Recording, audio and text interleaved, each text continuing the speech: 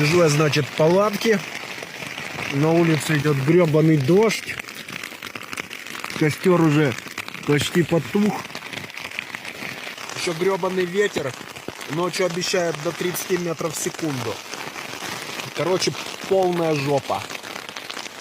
Палатку уже сейчас шатает. Причем мега удобные условия просто.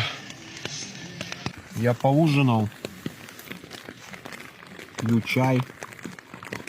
Все бы ничего, если